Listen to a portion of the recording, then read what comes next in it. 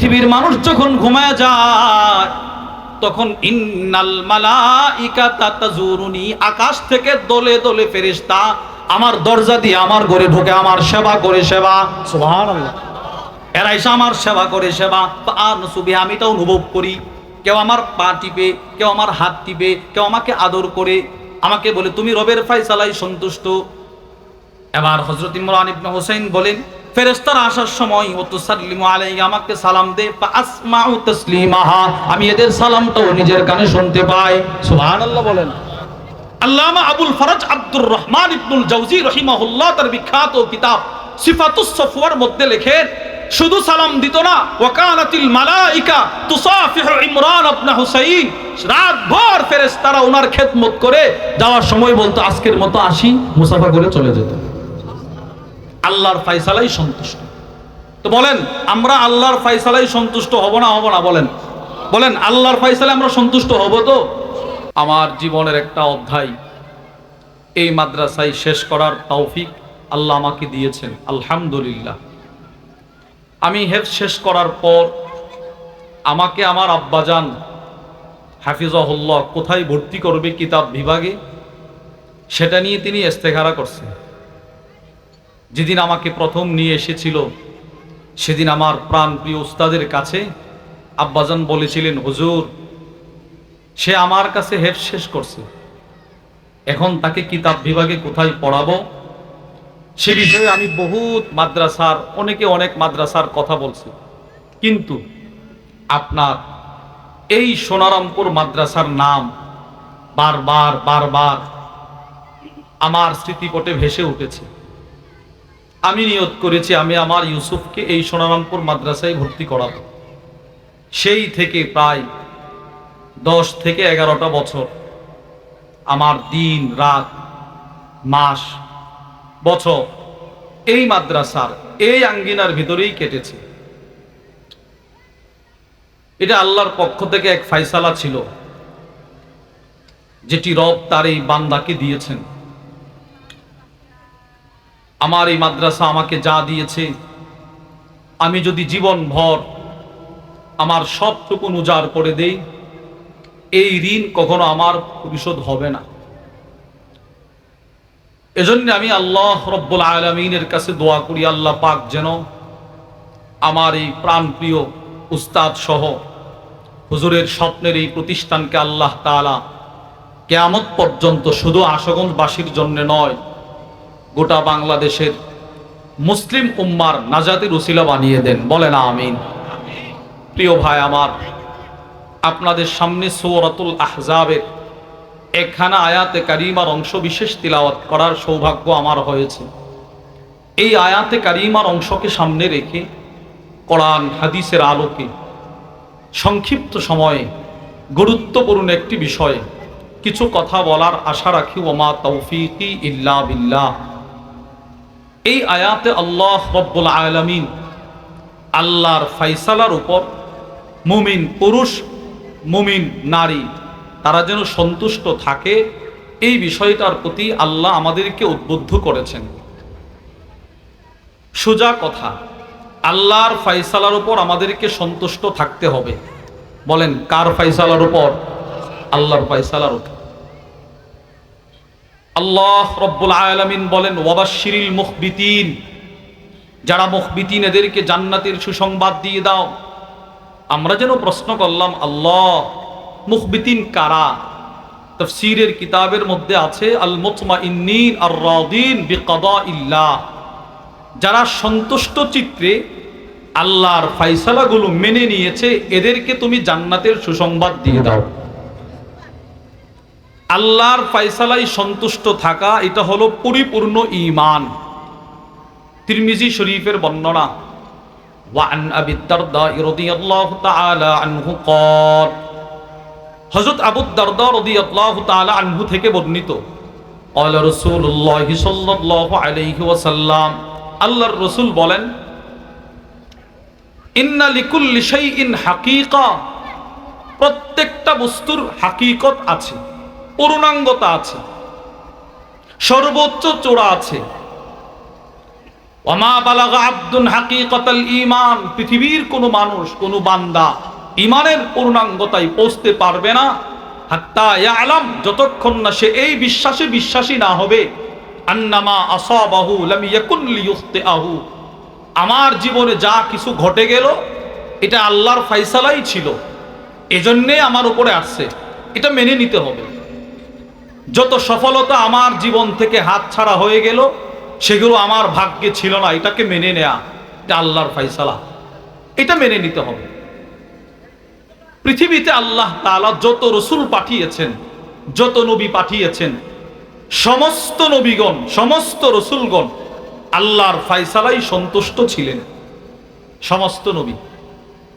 সময় সংক্ষেপ, শুধু আপনাদেরকে বোঝানোর জন্য একজন নবীর দৃষ্টান্ত দেব, যিনি আল্লাহর ফয়সালাই সন্তুষ্ট, ওনার ছেলেও আল্লাহর ফয়সালাই সন্তুষ্ট, ওনার বিবিও আল্লাহর ফয়সালাই সন্তুষ্ট। হযরত ইব্রাহিম আলাইহিস সালাতু ওয়াস সালাম আগুনে নিক্ষেপ করা হচ্ছে, ক্বালু হাররিকুহু ওয়ানসুরু আলিহাতাকুম ইন কুনতুম ফাইলিন, এই কিছু করার থাকলে পয়গম্বর ইব্রাহিমকে আগুনে জ্বালাও। ক্বালু ইবনু লাহু বুনিয়ানান ফালকুহু ফিল জাহিম, বিশাল আকৃতি অগ্নিকুণ্ড তৈরি করা হলো, ওনাকে নিক্ষেপ করা হলো। বুখারীর বর্ণনা, ওয়া আন আব্দুল্লাহ ইবনে আব্বাস রাদিয়াল্লাহু তাআলা আনহুমা ক্বাল, হযরত আব্দুল্লাহ ইবনে আব্বাস রাদিয়াল্লাহু তাআলা আনহুমা বলেন, কানা আখিরু কওলি ইব্রাহিম হিনা উলকিয়া ফিন নার, যেদিন পয়গম্বর ইব্রাহিম আলাইহিস সালামকে আগুনে নিক্ষেপ করা হচ্ছিল, আসমান জমিনের যত ফেরেশতা সকলে আয়েশা বলে, কিছু করব কি আপনার জন্য, আগুনটাকে পানি করে দেই, তাপটা নিভিয়ে দেই, আগুনটা নিভিয়ে দেই। পয়গম্বর ইব্রাহিম আলাইহিস সালাম বলে, আল্লাহ পাঠিয়েছেন, আপনারা আসছেন?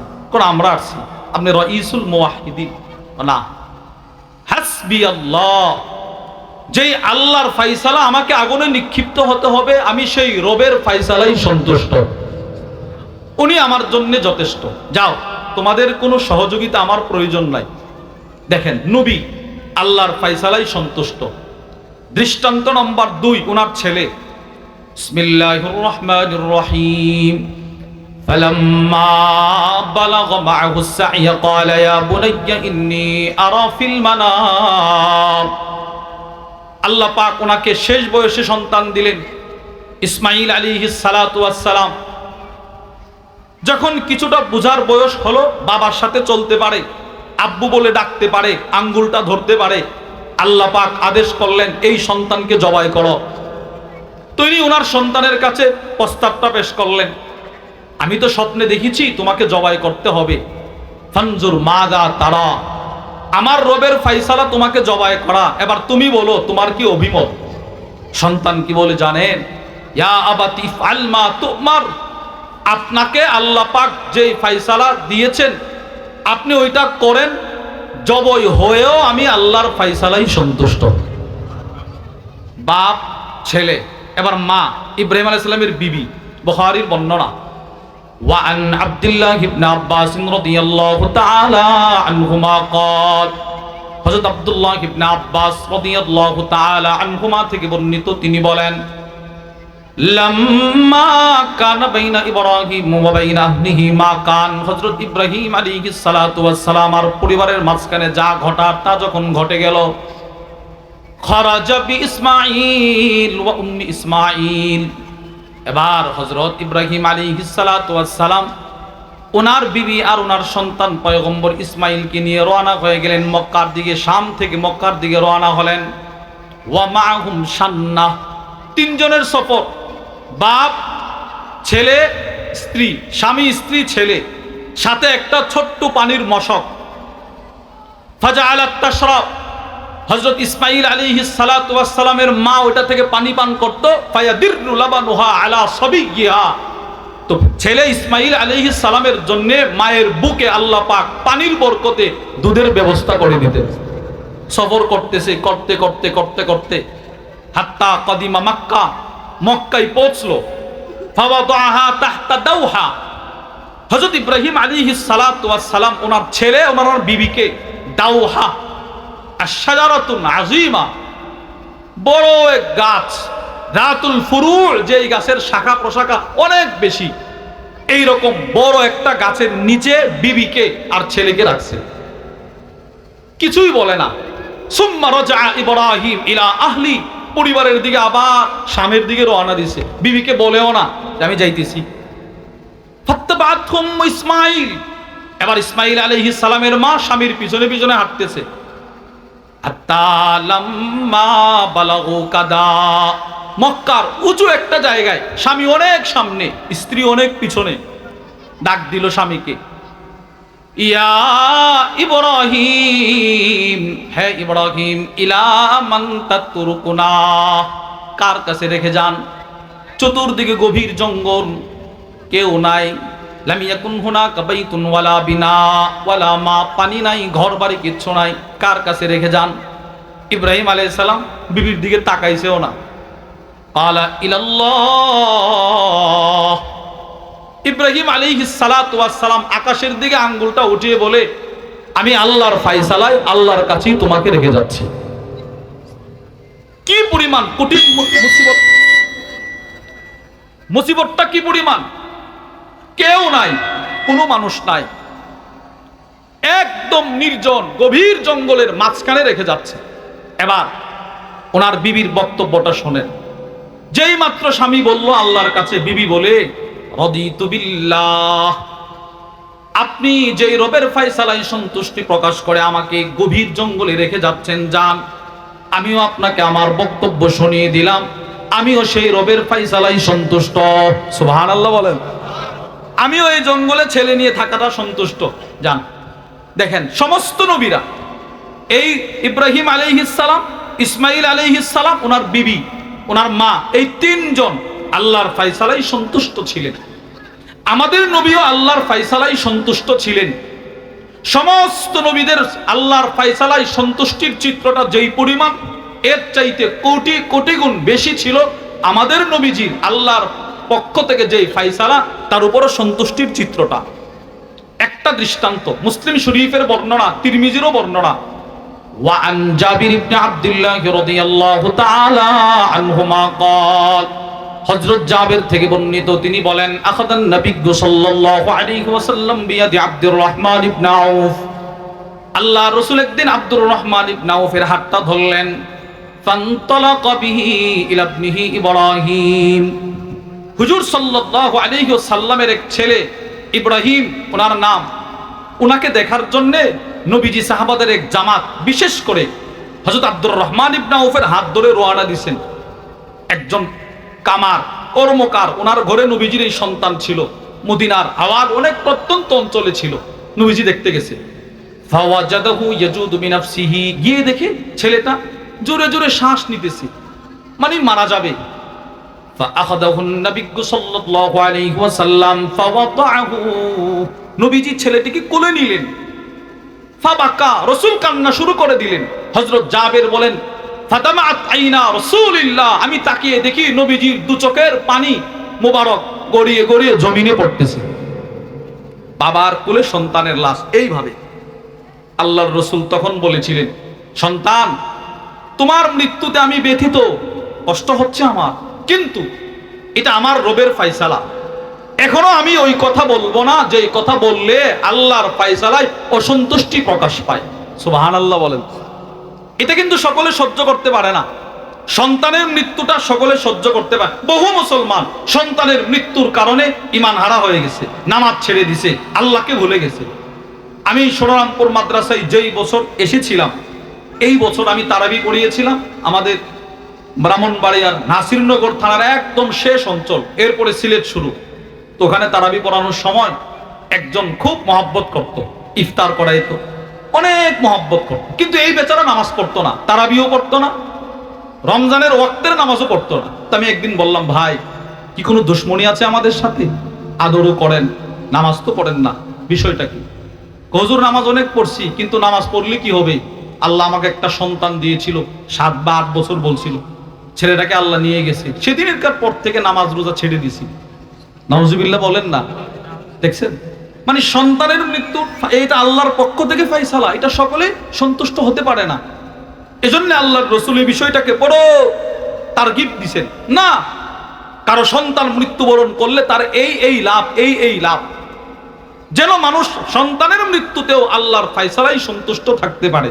একটা দৃষ্টান্ত শোনেন, নাসাই শরীফের বর্ণনা, ওয়ান কুররাত ইবনে ইয়াস রাদিয়াল্লাহু তাআলা আনহু قال, হযরত কুররা ইবনে ইয়াস থেকে বর্ণিত, তিনি বলেন, কানা নবিয়্যুল্লাহি সাল্লাল্লাহু আলাইহি ওয়াসাল্লাম ইযা জালাসা ইয়াজলিসু ইলাইহি নাফারুম মিন আসহাবি, আল্লাহর রাসূল যখন মসজিদে নববীতে কখনো বসতেন তো সাহাবাদের এক জামাত নবীজির সামনে এসে বসে থাকতো। ওয়া ফীহিম রাজুলুন লাহু ইবনুন সাগীর, এক ব্যক্তি নবীজির মজমায় বসতো, তার একটা ছোট্ট বাচ্চা ছিল, ছোট্ট বাচ্চা, ছেলে সন্তান। ইয়াতিহি মিন খালফি যহরিহি ফায়ুকঈদুহু বাইনা ইয়াদাইহি, ছেলেটাকে পিছনে করে নিয়ে আসতো, আয়না নবীজির সামনে বসাই দিত। এই তুমি রাসূলকে চিনো, নবীকে দেখো, নবীকে চিনো, সামনে বসাই দিত। নবীজি বয়ান করতেন, এই লোক তার ছেলে নিয়ে বসে থাকতো।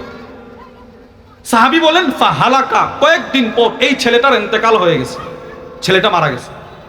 ফামতানা আর রাজুল আন ইয়াহদুরাল হালকা লিযিকরি ইবনিহি, কিন্তু এই ছেলেটার ইন্তেকালের পর তার বাপ আর নবীজির দরবারে আসে না, ছেলেটা মারা গেছে, এই কষ্টে নবীজির দরবার ছেড়ে দিছে।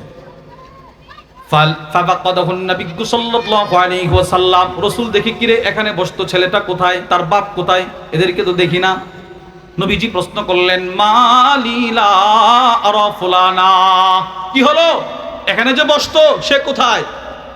সাহাবারা বলে, ইয়া রাসূলুল্লাহ বুনাইয়ুহু আল্লাযী রাআইতাহু হালাকা, সে যেই ছেলেটাকে সাথে করে নিয়ে আসতো দেখতেন না, ওই ছেলেটা মারা গেছে, হয়তো এই কারণে সে আসে না।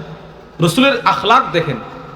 ফালাকিয়াহুন নবিয়্যু সাল্লাল্লাহু আলাইহি ওয়াসাল্লাম ফাসআলাহু, আল্লাহ রাসূল আর কাল ক্ষেপণ করেন নাই, একটা দৌড় দিয়ে সাহাবাদের জামাত নিয়ে ওই সাহাবীর বাড়িতে চলে গেলেন, গিয়ে বললেন, কি মিয়া, তোমাকে তো আর আমার মজলিসে দেখা যায় না, ব্যাপার কি? ফাআখবারাহু আন্নাহু হালাকা, ওগো নবীজি, যেই ছেলেটাকে বুক ভরা আশা নিয়ে আপনার সামনে যেতাম, আমার ওই ছেলেটা মারা গেল, এই জন্য আপনার দরবারে আর যাওয়া হয় না। আল্লাহর রাসূল তাকে সান্ত্বনা দিলেন, দেওয়ার পর তাকে বলতে লাগলেন, রাসূল বুঝছেন কষ্ট পাইছে, নবীজি একটা সান্ত্বনা দিছে যেন ঈমান হারা না হয়, আল্লাহর প্রতি বদগুমানি না আসে। আল্লাহর রাসূল বলেন, ইয়া ফুলান, এই বেটা, আইয়ুমা কানা হাব্বু ইলাইয়া আন তাতামাত্তা বিহি উমরাক ওয়া ফি রিওয়ায়া তামাত্তা বিহি উমরাক, আচ্ছা আমি রাসূল তোমাকে দুইটা কথা বলবো, দুইটা কথা দেখবা তোমার কাছে কোনটা বেশি পছন্দের। এক নাম্বার, আজকে যদি তোমার ছেলেটা জীবিত থাকতো, তুমি তোমার ছেলেটার দ্বারা তোমার ভবিষ্যৎ জিন্দেগিতে অনেক উপকার হাসিল করতা, ও ব্যবসা করতো, তুমি বসে বসে খাইতা, এটা একটা তোমার। আর একটা হলো, আউলা তাতিয়া গাদান ইলা বাবিন মিন আবওয়াবিল জান্নাহ ফায়াসবিকুহু ইলাইহি ওয়া ইল্লা ওয়াজাদতাহু ক্বাদ সাবাকাকা ইলাইহি ফায়াফতাহুহা। আরেকটা হলো, যেদিন হাসরের ময়দানে তুমি উঠবা কবর থেকে, তুমি দেখবা তোমার সেই মাসুম বাচ্চাটা তোমার জান্নাতের গেটের চাবিটা নিয়ে তোমার জান্নাতের সামনে এভাবে দাঁড়িয়ে আছে।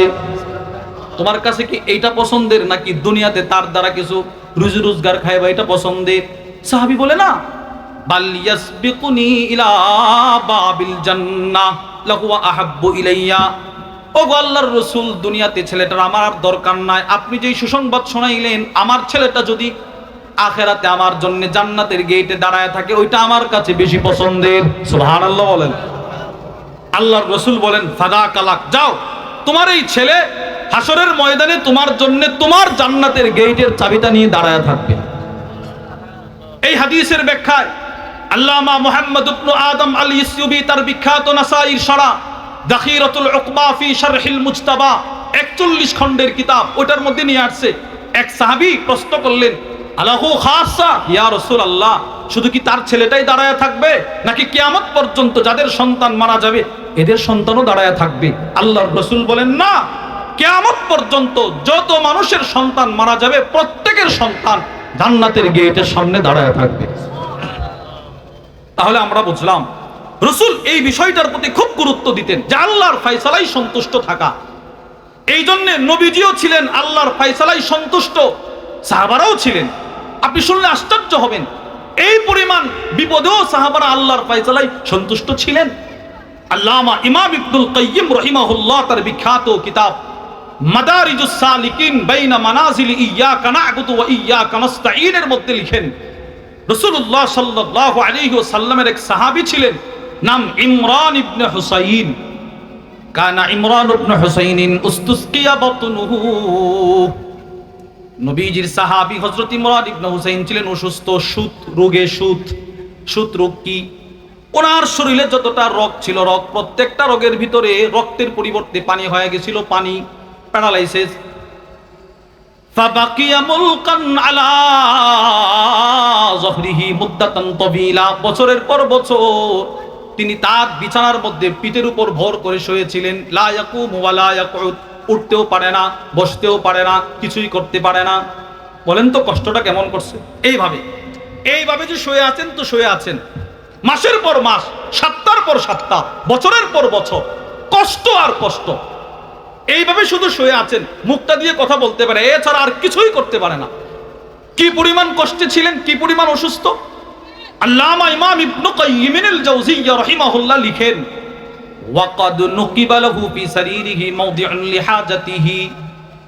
নবীজির সাহাবী হযরত ইমরান ইবনে হুসাইন যেই খাটে শুয়েছিলেন, ওই খাটের নিচ দিয়ে ওনার ইস্তেনজার জায়গাটা বরাবর একটা ছিদ্র করা হলো, ছিদ্র যেন তিনি শুয়ে শুয়ে ইস্তেনজা করতে পারেন। আর নিচে একটা পাতিল ধরে রাখা হতো ইস্তেনজাগুলো পরিষ্কার করার জন্য। একটু চিন্তা করেন কি পরিমাণ কষ্টে ছিলেন।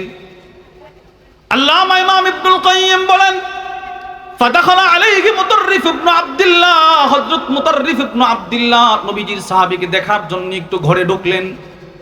ফাজাআলা ইয়াবকি লাম্মা রাআ মিন হালিহি, ওনার অবস্থা দেখা তাবি মুতাররিফ চোখের পানি ছেড়ে কান্না শুরু করে দিলেন। আপনি নবীজির সাহাবী, আপনার এই অবস্থা, হাউমাউ করে কাঁদতেছেন। হযরত ইমরান ইবনে হুসাইন বলেন, লিমা তাবিকি, হে দোস্ত মুতাররিফ তুমি কেন কাঁদতেছো? বলে, আন্নী আরাকা আলা হাযিহিল হালিল ফাদিআ, আপনাকে কঠিন অবস্থা দেখে আমি কান্না শুরু করে দিলাম। আপনি নবীর সাহাবী, আজকে কতদিন পর্যন্ত আপনি শুয়ে আছেন, ইস্তেনজাটা পর্যন্ত আপনি করতে পারেন না, উঠতে পারেন না, বসতে পারেন না। এখন কি বলে দেখেন। এবার বলে, দোস্ত লা তাবকি, কাঁদিস না। ফা ইন্না আহাব্বাহু ইলাইয়া, আমার রব আমাকে যে অবস্থায় রাখতে ফয়সালা করেছেন, আমি ওই অবস্থায় থাকতে সন্তুষ্ট প্রকাশ করেছি। সুবহানাল্লাহ। আমার রব চাইতেছে আমি এইভাবেই থাকি, আমি এইভাবেই আছি। এবার একটা কথা বলছে, আলা উখবিরুকা বিশাই লাআল্লাল্লাহা আইয়ানফাআকা বিহি ওয়াক্তুম আলাইহি হাত্তা আমুত। মুতাররিফ শোনো, আমি তোমাকে একটা কথা বলে যাচ্ছি, এই কথাটা তুমি, আমি যতদিন জীবিত থাকবো তুমি কারো কাছে বলতে পারবা না। আশা করি তোমার কিছুটা উপকারে আসবে, তুমি কারো কাছে বলতে পারবা না। কি সেই কথা? হযরত ইমরান ইবনে হুসাইন বলে, পৃথিবীর মানুষ যখন ঘুমায় যায়, তখন ইন্নাল মালাইকাতা তাজুরুনি, আকাশ থেকে দলে দলে ফেরেশতা আমার দরজা দিয়ে আমার ঘরে ঢোকে, আমার সেবা করে, সেবা। সুবহানাল্লাহ। এরা এসে আমার সেবা করে, সেবা। আর নসুবি, আমি তা অনুভব করি।